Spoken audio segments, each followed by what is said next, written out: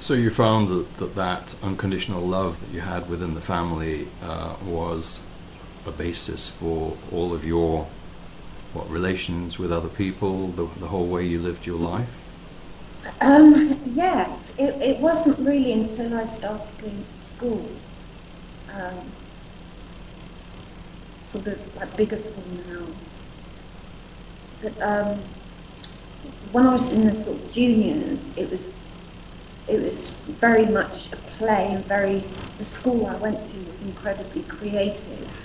Um, it was very arty school, and they just allowed sort of the children. They really sort of got the children to just express their creativity, and all the teachers were really good.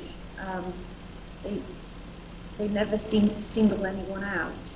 And that's what I really remember from my primary school. I really enjoyed my primary school experience. Um, Although I did fail my 11 plus. And so I ended up having to go to a school. The next school I went to was, I went there and there was only 2 people there I knew, um, which for me was sort of fine, a little bit scary, but it was fine. And it was there really that I sort of then sort of began to sort of notice that things weren't quite right. That I went to a private school, I had private education. It was actually a convent school with nuns. A lot of the families that were there, the children that were there, came from very rich backgrounds. And I actually noticed a lot of the children, my friends, very unhappy. They were very unhappy at home. And I found that a bit confusing because I thought everybody had the same upbringing as I did. So that took many years to sort of really grasp that actually not everybody lives the same way I do or has been brought up in the same way.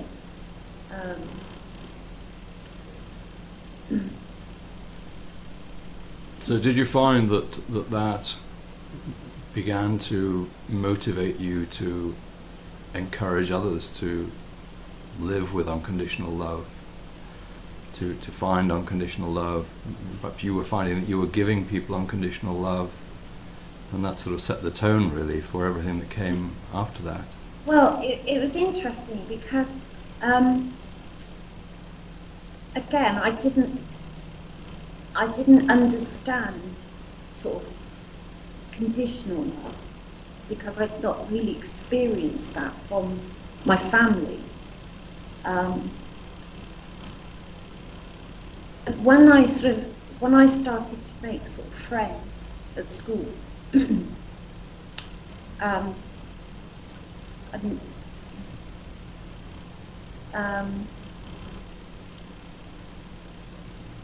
the friends that I met, they say like attracts like, and when I look back, I attract all the mad and crazy people, which was fantastic because they were all lovely. Well, we used to have fun and a laugh all the time because, as I said, it wasn't academic because it wasn't until later on in life I found out that I've got a learning difficulty. But at this time, I just enjoyed myself. I mean, at the same time, probably appeared to a lot of people that I rebelled. And it wasn't a case of rebelling, it was just I had problems with reading and writing. But because and obviously explaining myself verbally, I used to have real big problems with that.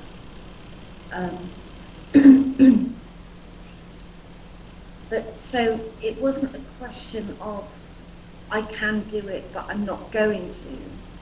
It was a question that I actually couldn't do it. But because that wasn't picked up on, teachers because of quite a few reasons.